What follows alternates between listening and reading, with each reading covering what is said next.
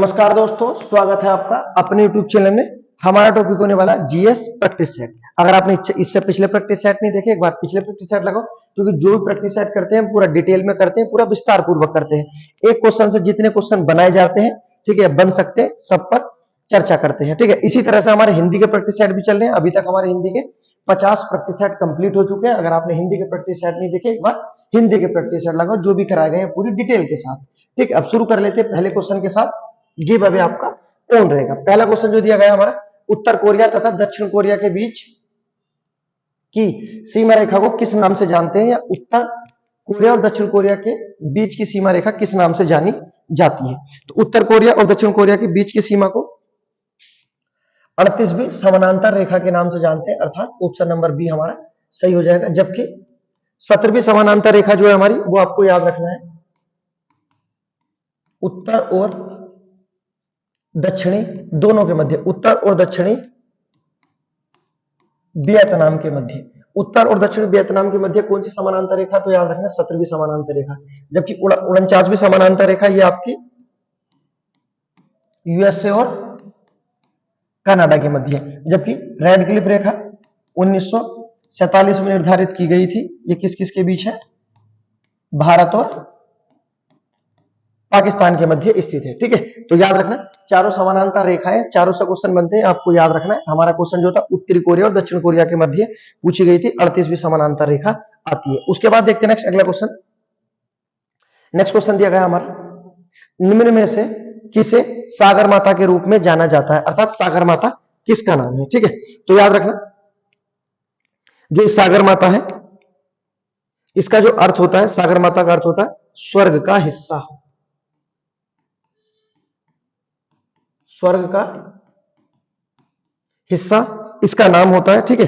ये किसका नाम है आपको याद रखना है, सागर माता। माउंट एवरेस्ट का नाम है सागर माता। और बोला कहां पर जाता है सागर माता, तो ये बोला जाता है आपका नेपाल में, ठीक है। माउंट एवरेस्ट को नेपाल में किस नाम से जाना जाता है, सागर माता के नाम से जाना जाता है, जिसका अर्थ क्या होता है ब्रह्मांड की देवी, और दूसरा अर्थ क्या है, स्वर्ग का हिस्सा, ठीक। उसके बाद जबकि माउंट एवरेस्ट को तिब्बत में किस नाम से जानते हैं, तो याद रखना माउंट एवरेस्ट को तिब्बत में कोलो कोलो लंगमा के नाम से जाना जाता है। किस नाम से, कोलो लंगमा के नाम से जाना जाता है, जिसका अर्थ क्या होता है पर्वतों की रानी या बर्फ की देवी, ठीक है। दोनों याद रखना। माउंट एवरेस्ट के नाम है, अगर सागर माता पूछा जाए तो नेपाल में है, और कोलो लंगमा कहां पर आपका तिब्बत में बोला जाता है माउंट एवरेस्ट को। माउंट एवरेस्ट के बारे में आपको पता है, माउंट एवरेस्ट की ऊंचाई 8850, ठीक। उसके बाद देखते हैं नेक्स्ट अगला क्वेश्चन जो हमारा दूसरा दिया गया है। क्वेश्चन दिया गया है, भारत के विभाजन के समय भारतीय राष्ट्रीय कांग्रेस के अध्यक्ष कौन थे। जिस समय भारत का विभाजन किया गया उस समय कांग्रेस के अध्यक्ष कौन थे। तो जिस समय भारत का विभाजन किया गया उस समय कांग्रेस के अध्यक्ष आचार्य जेबी कृपलानी थे। भारत विभाजन के समय कांग्रेस के राष्ट्रीय अध्यक्ष कौन थे, जेबी कृपलानी थे। जबकि महात्मा गांधी कांग्रेस के एकमात्र अधिवेशन में बने थे, कब, तो याद रखना 1924, और अधिवेशन कहां हुआ था, बेलगांव कर्नाटक में किया गया था, ठीक है। तो याद रखना जिस अधिवेशन की अध्यक्षता गांधी जी द्वारा की गई थी, अधिवेशन कहां हुआ था, बेलगांव 1924 में हुआ था। उसके बाद नेक्स्ट बाल गंगाधर तिलक के बारे में याद रखना। बाल गंगाधर तिलक कभी कांग्रेस के अध्यक्ष तो नहीं बने, लेकिन हाँ ये क्वेश्चन पूछा जाता है कि जेल जाने वाले पहले कांग्रेसी कौन थे। तो जेल जाने वाले पहले कांग्रेसी कौन थे, तो याद रखना बाल गंगाधर तिलक। अगर पूछा जाए इनके गुरु का क्या नाम है, बाल गंगाधर तिलक के गुरु का नाम है दादा भाई नौरोजी, ठीक है। याद रखना बाल गंगाधर तिलक के गुरु का नाम क्या है, दादा भाई नौरोजी। बाल गंगाधर तिलक जाने जाते हैं, ठीक है, अपने बच्चों के लिए, स्वराज मेरा जन्मसिद्ध अधिकार है और मैं लेकर रहूंगा, ठीक है। ये किसका वचन, ये नारा है आपका बाल गंगाधर तिलक का है, ठीक है। मेंढक की तरह टटराने से कुछ नहीं होगा, आजादी के लिए हमें लड़ना पड़ेगा, ये किसका कथन है, ये भी आपका बाल गंगाधर तिलक का है, ठीक है। याद रखना होम रूल आंदोलन इन्हीं के द्वारा चलाया गया था, और जो हमारा असहयोगी आंदोलन है इनकी मृत्यु से शुरू हुआ था, ठीक है। बाल गंगाधर तिलक भारतीय इतिहास में महत्वपूर्ण योगदान रखते हैं, जेल जाने वाले पहले कांग्रेसी भी थे, ठीक है। इन्हें भारत के बाहर जेल भेजा गया था, आप बताना कौन सी जेल में इन्हें भेजा गया था भारत के बाहर, कौन सी जेल में इन्हें भेजा गया था। उसके बाद देखते हैं नेक्स्ट अगला क्वेश्चन जो हमारा दिया गया है, किस सम्राट ने विक्रमादित्य की उपाधि धारण की थी, अर्थात विक्रमादित्य की उपाधि धारण करने वाला गुप्त शासक बताना है। ठीक है, अब देख लेते हैं पहला जो दिया गया है चंद्रगुप्त प्रथम। तो चंद्रगुप्त प्रथम ने जो उपाधि धारण की थी, ये की थी आपकी महाराजा धीराज। ठीक है, महाराजा धीराज की उपाधि किसने धारण की थी, चंद्रगुप्त प्रथम ने धारण की थी। महाराजा धीराज की उपाधि वो व्यक्ति धारण करता था जो किसी राजा को कर ना देता हो, अर्थात जो किसी के अधीन ना रहता हो। जबकि गुप्त वंश का जो संस्थापक था श्रीगुप्त, उसने सिर्फ कौन सी धारण की थी, उसने महाराज की उपाधि धारण की थी। ठीक है, याद रखना। तो महाराजा धीराज की उपाधि किसने धारण की थी, चंद्रगुप्त प्रथम ने। उसके बाद नेक्स्ट चंद्रगुप्त द्वितीय ने विक्रमादित्य की उपाधि धारण की थी। ठीक है, तो आंसर हमारा बी हो जाएगा। ठीक है, विक्रमादित्य की उपाधि किसके द्वारा धारण की गई थी, चंद्रगुप्त द्वितीय द्वारा धारण की गई थी। उसके बाद नेक्स्ट समुद्रगुप्त, जिसे भारत का नेपोलियन बोला जाता है, इसकी कौन कौन सी उपाधि थी, याद रखना। कविराज की उपाधि किसके द्वारा धारण की गई थी, समुद्रगुप्त द्वारा। उसके बाद नेक्स्ट परम भागवत, परम भागवत की उपाधि किसकी है, समुद्रगुप्त की। उसके बाद अश्वमेधकर्ता, अश्वमेधकर्ता, अश्वमेधकर्ता किसकी उपाधि है, तो याद रखना समुद्रगुप्त की। ये सभी उपाधियां हैं। ठीक है, समुद्रगुप्त गुप्त वंश में सर्वाधिक साम्राज्य विस्तार करने वाला शासक है, याद रखना। उसके बाद नेक्स्ट अशोक की भी एक बहुत प्रिय उपाधि आती है, नाम क्या है, देवान प्रिय, अर्थात देवों का प्रिय। ठीक है, किसकी उपाधि है, देवान प्रिय, ये आपकी अशोक की उपाधि है। ठीक है, उपाधियों से बनने वाले क्वेश्चन थे, आप याद रखना, उपाधि हमारे एग्जाम में पूछी जाती है, आपको याद रखना है। उसके बाद देखते हैं नेक्स्ट अगला क्वेश्चन जो हमारा दिया गया है। नेक्स्ट क्वेश्चन दिया है, खजुराहो के प्रख्यात मंदिर निम्नलिखित में से किस शैली का उदाहरण है, अर्थात खजुराहो का मंदिर, देखो यहां पर शैली पूछ ली, ये भी पूछा जा सकता है कि खजुराहो का मंदिर किसके द्वारा बनाया गया था। तो खजुराहो का मंदिर जो है आपका, ये किस शैली में बना हुआ है, तो ये नागर शैली में बना हुआ है। जबकि बनाया किसके द्वारा गया था, तो याद रखना ये चंदेल शासकों द्वारा बनाया गया था। ठीक है, खजुराहो का मंदिर किसके द्वारा बनाया गया था, तो याद रखना चंदेल शासकों द्वारा बनाया गया था। कौन सी शैली में है, नागर शैली में है। ठीक है, याद रखना। अब देखो नेक्स्ट खजुराहो का जो ये मंदिर है, खजुराहो के मंदिर का वास्तविक नाम कंदरिया महादेव का मंदिर है। ठीक है, इस तरह से भी क्वेश्चन आता है कि कंदरिया महादेव का मंदिर कहां स्थित है, तो याद रखना खजुराहो में स्थित है। किस शैली में है, नागर शैली में। किसके द्वारा बनाया गया था, चंदेल शासकों द्वारा बनाया गया था। ठीक है, याद रखना। उसके बाद देखते हैं नेक्स्ट क्वेश्चन दिया गया है, भारतीय संविधान के प्रारूप निर्माण में किसका प्रभाव सर्वाधिक था। ठीक है, दिया गया ऑप्शन अमेरिका संविधान का, ब्रिटेन के संविधान का, या भारतीय सरकार अधिनियम 1935 का, या स्वतंत्रता बंधुता के फ्रांसीसी आदर्शों का। ठीक है, तो ये जो दिया गया है स्वतंत्रता, समानता और बंधुता, स्वतंत्रता एक शब्द होता था, समानता और दूसरा बंधुता, ये हमारे संविधान में है। ठीक है, जो हमने फ्रांस की क्रांति के आदर्श वाक्य लिए हैं, स्वतंत्रता, समानता और बंधुता, ये हमारी प्रस्तावना में है। तो याद रखना फ्रांस के जो आदर्श वाक्य, जो फ्रांस की क्रांति के नारे थे, स्वतंत्रता, समानता, बंधुता, ये कहां पर स्थित है, तो कहना भारतीय प्रस्तावना में शामिल किया गया था इन्हें। ठीक है, उसके बाद नेक्स्ट भारतीय संविधान के प्रारूप निर्माण पे सर्वाधिक प्रभाव किसका है, तो याद रखना भारत सरकार अधिनियम 1935 का सर्वाधिक प्रभाव है। ठीक है, याद रखना। उसके बाद भारत सरकार अधिनियम जब आया था, उस समय भारत के गवर्नर जनरल कौन थे, तो गवर्नर जनरल का नाम याद रखना वेलिंगटन। ठीक है, जिस समय 1935 का अधिनियम आया था, उस समय हमारे गवर्नर जनरल कौन थे, लॉर्ड वेलिंगटन गवर्नर जनरल थे। ठीक है, याद रखना। उसके बाद देखते हैं नेक्स्ट अगला क्वेश्चन जो हमारा दिया गया है। नेक्स्ट क्वेश्चन दिया गया है, servant of the people society, अर्थात सर्वेंट ऑफ इंडियन सोसाइटी के संस्थापक कौन थे। तो सर्वेंट ऑफ इंडियन सोसाइटी के जो संस्थापक थे, वो याद रखना गोपाल कृष्ण गोखले, गांधी जी के राजनीतिक गुरु। इन्होंने सर्वेंट ऑफ इंडियन सोसाइटी की स्थापना कब की थी, 1905 में की थी। ठीक है, तो याद रखना इसमें लिखा हुआ servant of the people society या सर्वेंट ऑफ इंडियन सोसाइटी, एक ही बात है। किसके द्वारा, गोपाल कृष्ण गोखले द्वारा। कब, 1905 में। उसके बाद नेक्स्ट एनी बेसेंट, जिसे किस नाम से जाना जाता है, याद रखना इनका नाम माता बसंत के नाम से जाना जाता है। एनी बेसेंट को माता बसंत किसके द्वारा बोला गया था? गांधी जी द्वारा इन्हें ये उपाधि दी गई थी माता बसंत। किसका नाम उपनाम है? तो याद रखना एनी बेसेंट का। उसके बाद नेक्स्ट, कांग्रेस की पहली महिला अध्यक्ष कौन है? ये भी एनी बेसेंट है। 1917 कोलकाता अधिवेशन में इन्हें कांग्रेस की पहली महिला अध्यक्ष बनाया गया था। ठीक है। लाला लाजपत राय किस नाम से जाने जाते हैं? पंजाब केसरी। ठीक है, याद रखना। साइमन कमीशन का विरोध करते हुए इनकी हत्या हो जाती है। उसका सुभाष चंद्र बोस देश नायक। ठीक है, याद रखना। तो सारे क्वेश्चन आपको याद रखना, एनी बेसेंट के बारे में, गोपाल कृष्ण गोखले, लाला लाजपत राय के बारे में। उसके बाद देखते हैं नेक्स्ट अगला क्वेश्चन जो हमारा दिया गया है। नेक्स्ट क्वेश्चन है, महाबलीपुरम के मंदिर का निर्माण किसने करवाया था? ठीक है, प्राचीन भारत से क्वेश्चन है। ऐसा कोई एग्जाम ही नहीं होता जहां से प्राचीन भारत से क्वेश्चन ना आते हो। ये पूछा गया है महाबलीपुरम के मंदिर का निर्माण किसने करवाया था? तो महाबलीपुरम के मंदिर का जो निर्माण था ये करवाया गया था आपका नरसिंह वर्मन द्वारा। नरसिंह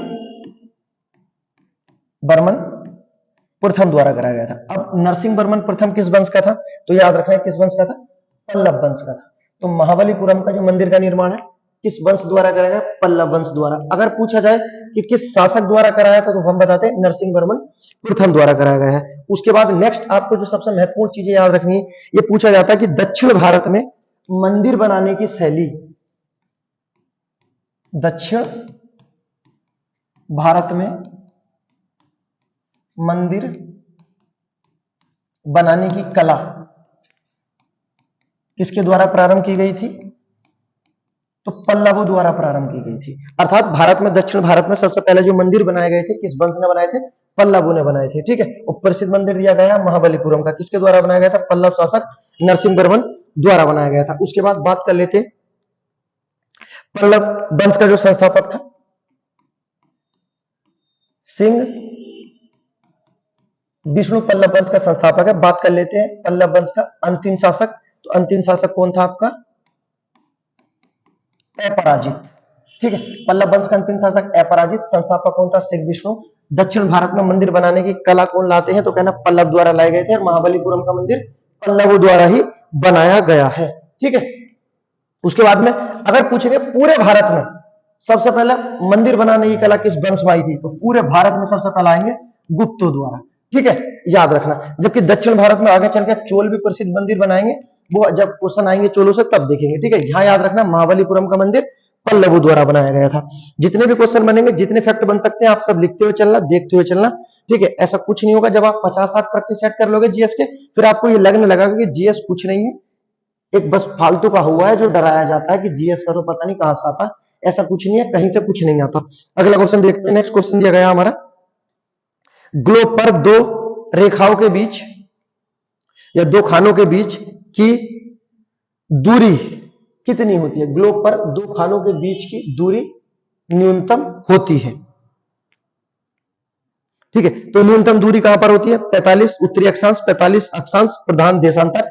प्रधान देशांतर पर तो सबसे अधिक होती है, जो हमारा आंसर बनेगा ऑप्शन नंबर डी बन जाएगा। ठीक है, ग्लोब पर दो खानों या दो देशांतरों के बीच की न्यूनतम दूरी कहां पर बनती है? तो याद रखना अंतरराष्ट्रीय तिथि रेखा पर बनती है। ठीक, याद रखना हमारी अंतरराष्ट्रीय तिथि रेखा क्या है? 180 डिग्री रेखा को हम क्या कहते हैं? अंतरराष्ट्रीय तिथि रेखा कहते हैं। अंतरराष्ट्रीय तिथि रेखा कौन सी जल संधि को काट देती है? तो ये बेरिंग जल संधि को काट देती है। उसके बाद नेक्स्ट, अंतरराष्ट्रीय तिथि रेखा कब निर्धारित की गई थी? 1884 में निर्धारित की गई थी, वॉशिंगटन सम्मेलन में। ठीक है, याद रखना अंतरराष्ट्रीय तिथि रेखा से बनने वाले क्वेश्चन है। अगर आपको क्वेश्चन बताना है तो आप ये बताना कि अंतरराष्ट्रीय तिथि रेखा कितनी बार मुड़ती है। अच्छा क्वेश्चन है, कई बार आया है क्वेश्चन। आपको बताना अंतरराष्ट्रीय तिथि रेखा कितनी बार मुड़ जाती है, अर्थात कितनी बार विचलन करती है। सही है, उसके बाद देखते हैं नेक्स्ट अगला क्वेश्चन जो हमारा क्वेश्चन दिया गया है। अच्छा क्वेश्चन है, भारत सरकार के मुख्य विधि परामर्शदाता कौन होता है या है? भारत सरकार के मुख्य विधि परामर्शदाता है, भारत सरकार का परामर्शदाता कौन होता है? तो ये होता है हमारा अटॉर्नी जनरल ऑफ इंडिया। हमारा परामर्शदाता कौन होता है? अटॉर्नी जनरल ऑफ इंडिया, अर्थात जिसे हम क्या बोलते हैं? महान्यायवादी, महान्यायवादी होता है, ठीक है, याद रखना। कौन से आर्टिकल में आता है? आर्टिकल 76 में आता है महान्यायवादी। इसकी नियुक्ति किसके द्वारा की जाती है? नियुक्ति राष्ट्रपति द्वारा की जाती है। इसे शपथ कौन दिलाता है? इसे शपथ भी हमारे राष्ट्रपति द्वारा दिलाई जाती है। महान्यायवादी का कार्यकाल कितना है? 6 या 65, जो पहले पूरा हो जाए वो हमारे महान्यायवादी का कार्यकाल होता है, ठीक है। तो भारत सरकार का मुख्य विधि परामर्शकर्ता कौन होता है? तो याद रखना अटॉर्नी जनरल ऑफ इंडिया, जिसे हम क्या बोलते हैं? महान्यायवादी। उसके बाद नेक्स्ट, ये ऐसा व्यक्ति होता है जो संसद की या अन्य किसी राज्य में किसी बैठक में भाग ले सकता है, बोल सकता है, लेकिन उसका सदस्य न होने के कारण उसमें ये वोट नहीं दे सकता, अर्थात अपना निर्णायक मत नहीं दे सकता, ठीक है। कौन? हमारा महान्यायवादी, जिसे बोलते हैं हम अटॉर्नी जनरल ऑफ इंडिया, ठीक, याद रखना। उसके बाद देखते हैं नेक्स्ट क्वेश्चन जो दिया गया हमारा। नेक्स्ट क्वेश्चन दिया गया है, प्राचीन साहित्यिक ग्रंथों में निष्क शब्द का उल्लेख मिलता है, अर्थात निष्क क्या है? पहले देखा है सोने के सिक्के के रूप में, दूसरा देखा एक प्रकार की मुद्रा के रूप में, स्वर्ण आभूषण के रूप में, या उपयुक्त सभी के रूप में। तो बताओ निष्क का प्रयोग हम किस रूप में करते थे? तो यह किया जाता हमारा सभी के रूप में, ठीक है, याद रखना। एक सोने के सिक्के के रूप में था निष्क, याद रखना। एक प्रकार की मुद्रा के रूप में है, और स्वर्ण आभूषण के रूप में। सब का अर्थ है इसमें से सब हो जाएंगे, ठीक है, उपयुक्त सभी हो जाएंगे। निष्क क्या है या निष्क क्या है? आपको बताना है कि एक सोने का सिक्का है, एक प्रकार की मुद्रा भी, और स्वर्ण आभूषण के रूप में भी, अर्थात सभी के रूप में इसका प्रयोग किया जाता था। उसके बाद देखते हैं नेक्स्ट, दक्षिण में बहमनी राजवंश का निम्नलिखित में से संस्थापक कौन था? अर्थात बहमनी साम्राज्य का संस्थापक कौन था? तो बहमनी साम्राज्य का संस्थापक हमारा हसन गंगू, ठीक है, जिसे बहमन शाह भी बोला जाता है। तो संस्थापक कौन था? हसन गंगू। उसके बाद अन्य जो फैक्ट आपको याद रखने हैं कि बहमनी साम्राज्य की राजधानी क्या थी? गुलबर्गा बहमनी साम्राज्य की राजधानी थी। जबकि अगर पूछा जाए बहमनी साम्राज्य की भाषा क्या थी? मराठी बहमनी साम्राज्य की राजधानी थी। बहमनी साम्राज्य से क्वेश्चन बनते, संस्थापक हसन गंगू, ठीक है, राजधानी क्या थी? गुलबर्गा, और भाषा क्या थी? मराठी थी, ठीक है, याद रखना। उसके बाद देखते हैं नेक्स्ट अगला क्वेश्चन जो हमारा दिया गया है। नेक्स्ट दिया गया है आमिर खुसरो से क्वेश्चन है, बहुत इंपॉर्टेंट क्वेश्चन है। आमिर खुसरो किसके दरबारी कवि था या थे? किसका दरबारी कवि था? ठीक है, देखो अभी सिर्फ 2 क्वेश्चन बनते हैं। एक तो ये क्वेश्चन बनता है कि आमिर खुसरो किसका दरबारी कवि था, ठीक है। दूसरा क्वेश्चन बनता है कि आमिर खुसरो सबसे पहले किसके दरबार में रहता था। अगर देखो ये पूछा गया किसका दरबारी कवि था, अगर कवि पूछा जाता है तो कवि तो था अलाउद्दीन खिलजी का। अगर पूछा जाता आमिर खुसरो सबसे पहले किसके दरबार में रहता था, तो वो हो जाएगा आपका बलबन के दरबार में, ठीक है। दोनों क्वेश्चन याद रखना। आमिर खुसरो किसके दरबार में सबसे पहले रहता था? तो बलबन। किसने इसे कवि घोषित किया था? ठीक, कवि घोषित किया इसे अलाउद्दीन खिलजी ने, ठीक। उसके बाद भारत में तबला, कव्वाली, सितार सबका जनक कौन है? आमिर खुसरो। खड़ी बोली कवि किया था, ठीक है। आमिर खुसरो का वास्तविक नाम क्या है? तो आमिर खुसरो का वास्तविक नाम है मोहम्मद हसन। आमिर खुसरो का वास्तविक नाम मोहम्मद हसन। बात कर लेते आमिर खुसरो का जन्म कब हुआ था? 1253 पटियाला में हुआ था। जबकि 1325 में मृत्यु हुई थी, और मृत्यु कहां हुई थी? दिल्ली में हुई थी। तो ये याद रखना कि आमिर खुसरो का मकबरा कहां पर है, तो याद रखना इसका आंसर होता है दिल्ली। उसके बाद पूछा जाता आमिर खुसरो के गुरु का नाम, निजामुद्दीन ओलिया। निजामुद्दीन ओलिया आमिर खुसरो के गुरु का नाम है। और आपको जो याद रखना कि निजामुद्दीन ओलिया और आमिर खुसरो दोनों की जो आपका मकबरा है कहां आता है? वो दिल्ली में आता है, ठीक है। उसके बाद नेक्स्ट आपको जो याद रखना है कि गुलाम वंश, उसके बाद खिलजी वंश, गुलाम, खिलजी और तुगलक वंश, ठीक है, कि किस व्यक्ति ने 3 वंशों का कार्यकाल देखा है? तो याद रखना आमिर खुसरो ने देखा है। ठीक है, गुलाम वंश से शुरू होता है, गुलाम, खिलजी और तुगलक, 3 वंशों का कार्यकाल देखने वाला व्यक्ति कौन है? तो याद रखना आमिर खुसरो। उसके बाद तबला, ठीक है, तबला, कव्वाली और सितार, इसका जनक कौन है? आमिर खुसरो। खड़ी बोली का जनक वो भी आमिर खुसरो है। ठीक है, याद रखना। उसके बाद देखते हैं नेक्स्ट, तो इसमें जो क्वेश्चन था हमारा, दरबारी को भी किसके द्वारा घोषित किया गया था? अलाउद्दीन खिलजी द्वारा घोषित किया गया था। उसके बाद देखते हैं नेक्स्ट अगला क्वेश्चन। नेक्स्ट क्वेश्चन दिया गया हमारा, वेदों के पुनरुत्थान का श्रेय किसे जाता है? ठीक है, अर्थात वेदों का पुनरुत्थान किसके द्वारा किया गया है? तो ये किया गया था आपका दयानंद सरस्वती द्वारा। ठीक है, उसके बाद दयानंद सरस्वती का वास्तविक नाम क्या है? मूल शंकर है। क्या नाम है? मूल शंकर दयानंद सरस्वती का वास्तविक नाम है, आपको याद रखना है। अन्य चीजें दयानंद सरस्वती के बारे में कि भारत में स्वराज शब्द का जनक, ठीक है, भारत में स्वराज शब्द का जनक जिसने सबसे पहले स्वराज शब्द का प्रयोग किया वो कौन थे? दयानंद सरस्वती थे। ठीक है, जबकि कांग्रेस का लक्ष्य बनेगा आपका स्वराज जो बनेगा लाहौर अधिवेशन में, जबकि दादा भाई नौरोजी इसका पहले भी प्रयोग कर चुके होंगे। ठीक है, तो फिलहाल आपको याद रखना स्वराज शब्द का जनक किसे बोला जाता है? दयानंद सरस्वती को बोला जाता है। दयानंद सरस्वती की सबसे बड़ी उपलब्धि इनके द्वारा बनाया गया आर्य समाज। ठीक है, आर्य समाज, आर्य समाज की स्थापना कब की गई थी? तो याद रखना 1875। कहां की गई थी?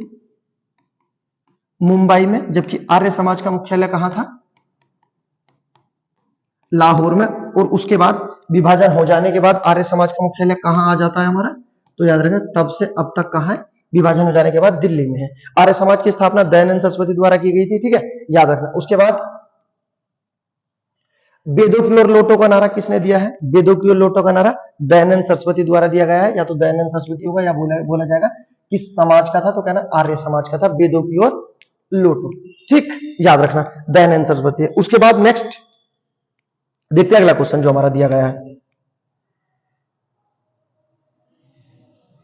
नेक्स्ट दिया गया है जीडीपी में निम्नलिखित में से क्या शामिल है?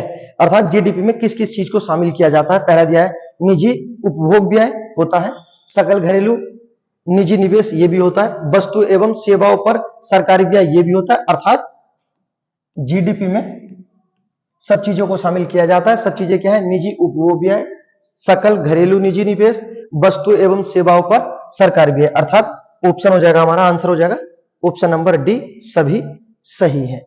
अगला क्वेश्चन देखते हैं नेक्स्ट। ऑस्कर पुरस्कार प्राप्त करने वाले प्रथम व्यक्ति, ठीक है, ऑस्कर प्राप्त करने वाले प्रथम भारतीय व्यक्ति ही इनके बारे में आपको बताना है। तो सर्वप्रथम किसे दिया गया था? पहले दिया गया दिलीप कुमार, भानु अथैया, लता मंगेशकर, सत्यजीत रे। तो देखिए अगर पूछा जाए ऑस्कर पुरस्कार, यह फिल्म का सबसे बड़ा पुरस्कार है जिसकी स्थापना 1929 में हुई थी। ठीक है, तो पहले तो याद रखना फिल्म का सबसे बड़ा पुरस्कार कौन सा? ऑस्कर पुरस्कार। स्थापना कब की गई थी? 1929। उसके बाद प्राप्त करने वाले जो प्रथम व्यक्ति थे भारतीय, उनका नाम क्या है? याद रखना भानु अथैया को दिया गया था। पूछा जाए कब दिया गया था? 1983 में दिया गया था, जब हम पहला वर्ल्ड कप जीते थे। ठीक है, याद रखना। उसके बाद नेक्स्ट सत्यजीत रे। सत्यजीत रे को 1992 में, ठीक है, ये व्यक्ति फिल्मकार है। सत्यजीत रे को 1992 में ऑस्कर पुरस्कार भी मिला है। और अच्छी चीज ये है कि 1992 में ही भारत रत्न भी दिया गया है। ठीक है, अब देखो इन सब क्वेश्चन क्या बनते हैं? सत्यजीत रे से 2-3 ही क्वेश्चन बनते हैं कि इन्हें कब मिला ऑस्कर पुरस्कार? तो कहना 92 में। पूछा जाए भारत रत्न कब दिया? 1992 में। उसके बाद पूछा जाएगा पहला फिल्मकार कौन है जिसे भारत रत्न दिया गया? तो पहला फिल्मकार यही है, सत्यजीत रे। ठीक है, फिर पूछा जाएगा भारत रत्न और ऑस्कर प्राप्त करने वाले, तो भी सत्यजीत रे हो जाएंगे। लेकिन अगर ऑस्कर प्राप्त करने वाले पहले भारतीय आएंगे तो कहना भानु अथैया को दिया गया था। ठीक है, गांधी फिल्म के लिए इन्होंने गांधी जी का कॉस्ट्यूम डिजाइन किया था, इसलिए इन्हें ऑस्कर पुरस्कार दिया गया था। ठीक है, याद रखना कब? 1983। जबकि फिल्म का सबसे बड़ा पुरस्कार ऑस्कर पुरस्कार कब दिया गया था? 1929 से प्रारंभ किया गया है। ठीक, याद रखना ऑस्कर से बनने वाले सभी क्वेश्चन। अगला क्वेश्चन देखते हैं नेक्स्ट। राष्ट्रीय विकास परिषद की स्थापना कब हुई थी? अच्छा क्वेश्चन दिया गया, राष्ट्रीय विकास परिषद की स्थापना इसमें पूछी गई है। तो राष्ट्रीय विकास परिषद की स्थापना की गई है आपकी 1952 में। ठीक है, अब आपको याद क्या करना है कि राष्ट्रीय विकास परिषद को किस नाम से जानते हैं? तो याद रखना, सुपर कैबिनेट के नाम से जाना जाता है। ठीक है, पूछा जाता है नाम, राष्ट्रीय विकास परिषद का नाम क्या है? सुपर कैबिनेट के नाम से जाना जाता है। राष्ट्रीय विकास परिषद का जो अध्यक्ष होता है कौन होता है? प्रधानमंत्री होता है। ठीक है, याद रखना, राष्ट्रीय विकास परिषद का अध्यक्ष कौन होता है? प्रधानमंत्री। स्थापना कब की गई थी? 1952 में की गई थी। और इस समय हमारे जो राष्ट्रीय विकास परिषद के पहले अध्यक्ष बने थे पंडित जवाहरलाल नेहरू जी बने थे। ठीक, उसके बाद नेक्स्ट, राष्ट्रीय विकास परिषद का मेन कार्य क्या है, ये याद रखना आपको। ये आपका जो योजनाएं बनाई जाती है हमारी सरकार द्वारा, तो योजनाओं पर अंतिम अनुमोदन देती है। ठीक है, जो हमारी योजनाएं बनाई जाती है उस पर अंतिम अनुमोदन कौन देता है? तो कहना राष्ट्रीय विकास परिषद। जबकि योजनाएं बनाता कौन है? तो अब तो नीति आयोग बनाता है, पहला नाम योजना आयोग था, तो योजना बनाता कौन था? योजना आयोग या नीति आयोग कह सकते हैं। जबकि इस पर अंतिम अनुमति कौन देगा या अंतिम अनुमोदन कौन देता है? तो कहना राष्ट्रीय विकास परिषद अपना अंतिम अनुमोदन देता है। ठीक है, इसे किस नाम से जानते हैं? सुपर कैबिनेट के नाम से जानते हैं। स्थापना कब की गई थी? 1952 में की गई थी। ठीक है, बात कर लेते हैं इसका मुख्यालय कहां है? तो मुख्यालय इसका दिल्ली में। ठीक है, अध्यक्ष इसका सेम होता है, जो राष्ट्रीय विकास परिषद का अध्यक्ष होता है वही हमारा योजना आयोग का या आज कह सकते हैं नीति आयोग का अध्यक्ष होता है। ठीक है, याद रखना। उसके बाद देखते हैं नेक्स्ट क्वेश्चन जो हमारा दिया गया है। नेक्स्ट क्वेश्चन दिया गया है हमारा, हरारे किस देश की राजधानी है? हरारे किस देश की राजधानी है? तो याद रखना, जो दिया गया है ये हमारी जिम्बाब्वे की राजधानी है। ठीक है, जबकि न्यूजीलैंड की राजधानी सभी को पता होगा, बहुत आसान है कि न्यूजीलैंड की राजधानी क्या है आपकी? वेलिंगटन। न्यूजीलैंड की राजधानी क्या है? वेलिंगटन है।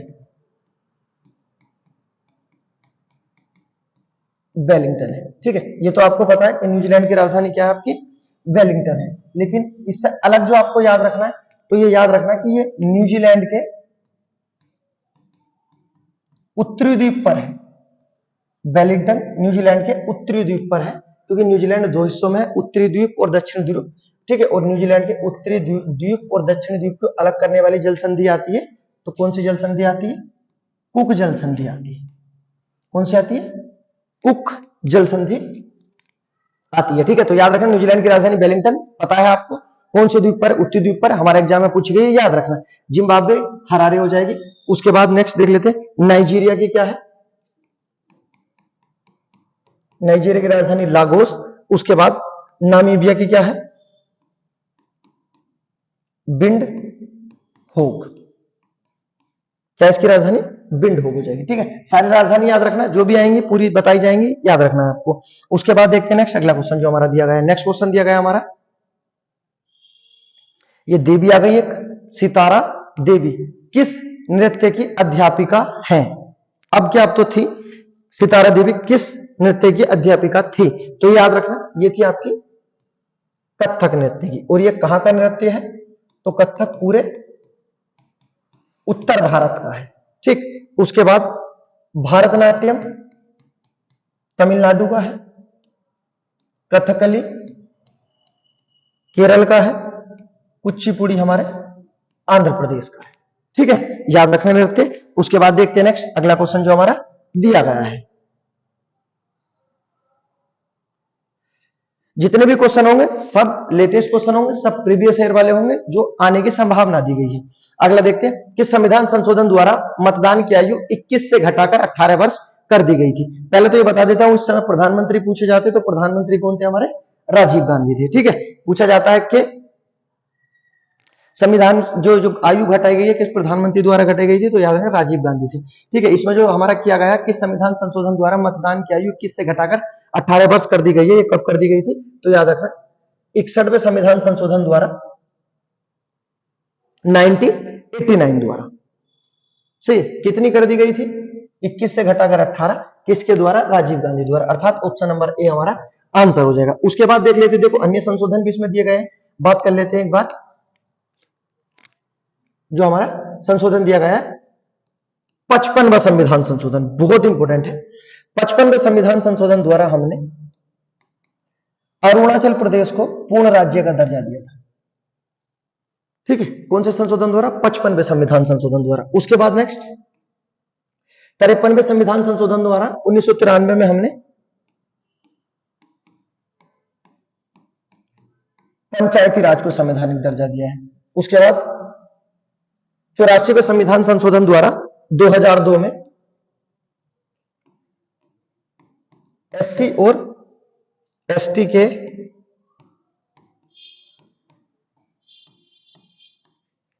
निर्वाचन क्षेत्र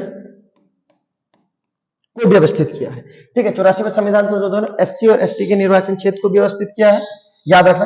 73वें संविधान संशोधन द्वारा पंचायती राज, 55वां संविधान संशोधन अरुणाचल प्रदेश और 61वें संविधान संशोधन द्वारा आयु का प्रावधान किया गया था 21 से घटाकर 18 वर्ष राजीव गांधी द्वारा। उसके बाद देखते हैं नेक्स्ट अगला क्वेश्चन, मुस्लिम लीग ने किस दिन को सीधी कार्यवाही दिवस के रूप में चुना था? सीधी कार्यवाही दिवस और नारा था लड़कर लेंगे पाकिस्तान, मरकर लेंगे पाकिस्तान। तो आंसर बता देता हूं आपको। सीधी कार्यवाही दिवस जो मनाई गई थी आपकी 16 अगस्त 1946, और कहां से शुरुआत होती है? तो याद रखना कोलकाता से। ठीक है, पहले सीधी कार्यवाही दिवस की शुरुआत कहां से होती है? कोलकाता से। कब होती है आपकी? 16 अगस्त 1946 में। मुस्लिम लीग के बारे में आपको पता है, मुस्लिम लीग की स्थापना 1906 कहां पर की गई थी? ढाका में, और मुख्यालय कहां था? लखनऊ में। स्थापना करने वाले आगा खां और सलीमुल्लाह खां मेन व्यक्ति थे, जबकि अन्य व्यक्ति भी मैंने आपको जो प्रैक्टिस सेट पूछे गए हैं उसमें विस्तार पूर्वक बताया है। ठीक है, आपको यहां देखते हैं। उसके बाद देखते हैं नेक्स्ट क्वेश्चन कंप्लीट करते हैं अपना, फास्ट करते हैं प्रैक्टिस सेट जरा। देखो इसमें दिया गया है मैग्रो वनस्पति पाई जाती है, अर्थात मैग्रो वनस्पति कहां पाई जाती है? दिया गया लवणीय मृदा में, दलदली क्षेत्र में, काली मिट्टी में या लेटराइट मिट्टी में। ठीक है, तो पहले तो ये याद रखना, ये जो आपके मैग्रो वनस्पति पाई जाती है ये हमारी पाई जाती है दलदली मृदा में। उसके बाद नेक्स्ट सर्वाधिक जो मैग्रो वन पाए जाते हैं कहां पाए जाते हैं? हमारे किस राज्य में? पश्चिम बंगाल में पाए जाते हैं। ठीक है, उसके बाद देखते हैं नेक्स्ट अगला क्वेश्चन, काली मिट्टी सर्वाधिक कहां पाई जाती है? महाराष्ट्र में पाई जाती है। उसके बाद देखते हैं अगला क्वेश्चन, क्वेश्चन दिया गया है बिना मिट्टी के पौधे के विकास एवं वृद्धि की पद्धति क्या कहलाती है? अर्थात बिना मिट्टी के जो पौधे उगाए जाते हैं उस पद्धति को हम किस नाम से जानते हैं? ठीक है, तो याद रखना उसे जानते हैं हम हाइड्रोपोनिक्स के नाम से। बिना मिट्टी के पौधे को उगाना क्या कहलाता है? हाइड्रोपोनिक्स कहलाता है। ठीक, याद रखना। उसके बाद देखते हैं नेक्स्ट अगला क्वेश्चन। नेक्स्ट क्वेश्चन दिया गया है कृष्णदेव राय, पूरा नाम लिखा है कृष्णदेव राय भी है, द्वारा लिखित अमुक्तमाल्यदा, बहुत महत्वपूर्ण रचना है, बहुत बार पूछी गई है अमुक्तमाल्यदा, याद रखना। कृष्णदेव राय द्वारा लिखित अमुक्तमाल्यदा किस भाषा का ग्रंथ है? भाषा पूछ ली अमुक्तमाल्यदा की। ये इस तरह से भी क्वेश्चन पूछा जाता है कि अमुक्तमाल्यदा किसकी रचना? तो कहना कृष्णदेव राय की थी। ठीक है, कृष्णदेव राय दक्षिण भारत के शक्तिशाली शासकों में आते हैं। पूछे जाए किस वंश के थे, तो वंश का नाम याद रखना, तुलुक वंश के थे। कृष्णदेव राय किस वंश के थे? तुलुक वंश के थे। ठीक है, बाबर भी कृष्णदेव राय, बाबर अपनी आत्मकथा जो तुर्की भाषा में है किस दक्षिण भारत के योद्धा का जिक्र करता है? तो कहना कृष्णदेव राय का करता है। ठीक है, तो बाबर की आत्मकथा में किस दक्षिण भारत के शासक का उल्लेख है? कृष्णदेव राय का। यहां क्या पूछा था? अमुक्तमाल्यदा किस भाषा में लिखी गई है? तो याद रखना अमुक्तमाल्यदा जो लिखी गई है इनकी भाषा थी तेलुगु, इसमें लिखी गई है। ठीक, याद रखना। उसके बाद कृष्णदेव राय किस लिए जाने जाते हैं? तो अपने तेलुगु 8 कवि के लिए, जिसे किस नाम से जानते थे? अष्टदिग्गज के नाम से जानते हैं। अष्टदिग्गज किसके दरबार में रहते थे? कृष्णदेव राय के दरबार में रहते थे। ठीक है, याद रखना। उससे जो सबसे महत्वपूर्ण चीज है जो बता देना चाहता हूं आपको, याद रखना कि कृष्णदेव राय द्वारा संस्कृत भाषा में जामवती ग्रंथ लिखा गया है। कौन सा? जामवती ग्रंथ। किसके द्वारा? कृष्णदेव राय द्वारा। ठीक है, याद रखना। अमुक्त मालदा तेलुगु भाषा में और संस्कृत में जाम्बती कृष्णदेव राय हो गए। कौन से वंश के थे? तो याद रखना तुलुप वंश के थे। अगला क्वेश्चन देखते हैं। नेक्स्ट क्वेश्चन दिया गया शब्द हस्तक्षेप अर्थव्यवस्था के किस रूप के साथ संबंधित है? अर्थात हस्तक्षेप की नीति कौन सी अर्थव्यवस्था में अपनाई जाती है? ठीक है, अर्थव्यवस्था के बारे में बता रखा है मैंने आपको पूरा विस्तार पूर्वक, पूंजीवादी, साम्यवादी, मिश्रित या निर्देशित अर्थव्यवस्था। ठीक है, तो देखो हस्तक्षेप की नीति अर्थात जो भी व्यक्ति व्यापार करना चाहता है वो सरकार से अनुमति नहीं लेगा, कुछ भी वो अपना पैदा कर सकता है, चाहे वो अपना जहर बेचे, चाहे वो अपना अफीम बेचे, ठीक है, चाहे अपने वो आपके असला बारूद जो भी बेचना है सब बेचे, उसमें सरकार हस्तक्षेप की नीति अपनाती है। ये कौन सी अर्थव्यवस्था की निशानी है? तो याद रखना पूंजीवादी अर्थव्यवस्था की है। पूंजीवादी अर्थव्यवस्था का सबसे बड़ा देश कौन सा है? यूएसए। ठीक है, जबकि समाजवाद या साम्यवादी अर्थव्यवस्था में ऐसा नहीं होता। समाजवाद में समाज को लेकर चला जाता है और साम्यवादी अर्थव्यवस्था का सबसे बड़ा देश कौन सा है? रूस। ठीक है, अब बात कर लेते हैं मिश्रित अर्थव्यवस्था। मिश्रित अर्थव्यवस्था में दोनों को बराबर का योगदान दिया जाता है। ठीक है, जो पूंजीपति होती है वो भी और जो समाज होता है उसे भी, दोनों को बराबर लेके चला जाता है। किस अर्थव्यवस्था में? मिश्रित अर्थव्यवस्था में। जैसे हमारे यहाँ कैसी अर्थव्यवस्था है? मिश्रित अर्थव्यवस्था है। तो मिश्रित अर्थव्यवस्था का सबसे बड़ा देश कौन सा है? भारत, जो आपको पता है। हमारी कैसी अर्थव्यवस्था? मिश्रित अर्थव्यवस्था। इसमें पूंजीवादी और साम्यवादी दोनों को समाहित किया गया है। उसके बाद आपको जो याद रखना है कि मिश्रित अर्थव्यवस्था का जन्म कहां हुआ था? तो अगर जन्म पूछा जाए फ्रांस, और मिश्रित अर्थव्यवस्था का सबसे बड़ा देश भारत है। समाजवादी का रूस और पूंजीवादी का अमेरिका। ठीक है, जो पूंजीवादी होती है इसमें सरकार हस्तक्षेप की नीति अपनाती है। उसके बाद देखते हैं नेक्स्ट अगला क्वेश्चन। सारे क्वेश्चन करेंगे, कोई ऐसा नहीं होगा जो आपका ना कराया जाए। हर एक टॉपिक से क्वेश्चन उठाया जाएगा। पहले दिया गया वैदिक लोग द्वारा किस धातु का प्रयोग पहले किया गया था? ठीक है, तो याद रखना वैदिक लोगों द्वारा जो धातु का प्रयोग किया गया था वो था आपका लोहा। ठीक है, जबकि मानव द्वारा खोजी गई पहली धातु तो तांबा है, सभी को पता है। जबकि वैदिक लोगों द्वारा खोजी गई धातु क्या थी? लोहा थी। ठीक है, कहां से प्राप्त हुई थी? तो याद रखना अंतरजी खेड़ा से। कहां से? अंतरजी खेड़ा से। ठीक है, याद रखना। उसके बाद देखते हैं नेक्स्ट अगला क्वेश्चन जो हमारा दिया गया है। नेक्स्ट क्वेश्चन दिया गया है राइडर कप का संबंध किस खेल से है? हर एक टॉपिक से है। देखो ये स्पोर्ट्स से आ गया, जो विविध से हमारा राइडर। अब देखो इसमें जो दिया गया पहले बता देते, फुटबॉल में जो होता आपका हमारी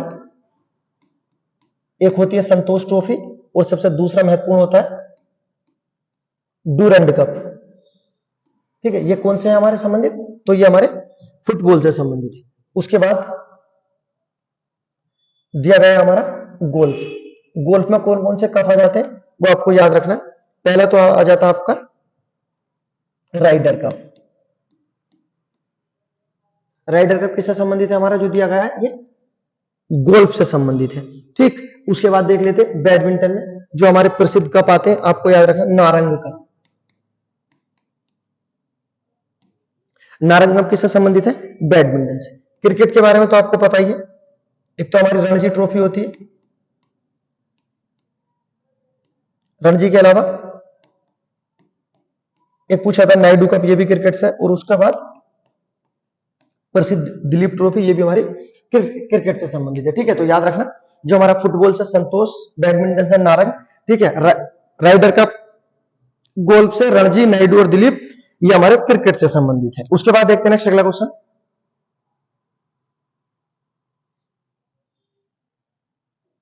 नेक्स्ट क्वेश्चन दिया गया है भारत के निम्नलिखित राज्यों में से किस राज्य का समुद्र तट सबसे लंबा लगा हुआ है? अच्छा क्वेश्चन है। सबसे लंबी तटरेखा वाला जो हमारा राज्य है गुजरात है। सबसे लंबी तटरेखा वाला राज्य कौन सा? हमारा गुजरात है। ठीक, उसके बाद नेक्स्ट अगर पूछ ले दक्षिण भारत का कि सबसे लंबी तटरेखा वाला दक्षिण भारत का कौन सा राज्य है? ठीक है, क्योंकि गुजरात तो आपका पश्चिम में आ गया। दक्षिण भारत का सबसे बड़ा राज्य कौन सा हो जाएगा? हमारा आंध्र प्रदेश हो जाएगा। आंध्र प्रदेश की तटरेखा कितनी लगी हुई है? याद रखना 1100 किलोमीटर लगेगी। तो दक्षिण भारत का सबसे बड़ा हमारा आंध्र प्रदेश। अगर दक्षिण भारत नहीं होगा, सिर्फ इतना पूछा जाएगा कि तटरेखा से लगा सबसे बड़ा राज्य कौन सा है, तो याद रखना गुजरात हो जाएगा। ठीक, उसके बाद नेक्स्ट बात कर लेते हैं कि तटरेखा से लगा सबसे छोटा राज्य। अगर तटरेखा से लगा सबसे छोटा राज्य तो गोवा हो जाएगा। कितना? 101 किलोमीटर लगा हुआ है। सही। उसके बाद बात कर लेते हैं कि तटरेखा से हमारे कितने राज्य लगे हुए, तो तटरेखा से हमारे 9 राज्य लगे हुए हैं। ठीक है, गुजरात है, महाराष्ट्र है, गोवा जो सबसे छोटी तटरेखा बनाता है, उसके बाद कर्नाटक, केरल, तमिलनाडु, आंध्र प्रदेश जो दक्षिण भारत की सबसे लंबी तटरेखा बनाता है, उसके बाद उड़ीसा और पश्चिम बंगाल।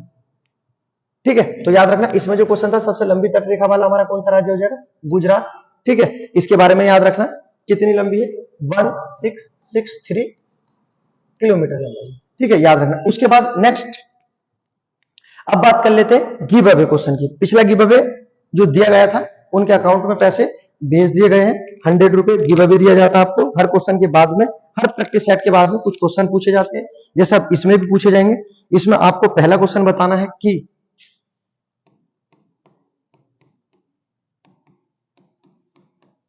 वित्त आयोग का कार्यकाल कितना होता है? सही है, वित्त आयोग का कार्यकाल कितना होता है? पहला क्वेश्चन ये है। दूसरा क्वेश्चन क्या है आपका, सुनो। राज्य वित्त आयोग, ठीक है, ये राज्य वित्त आयोग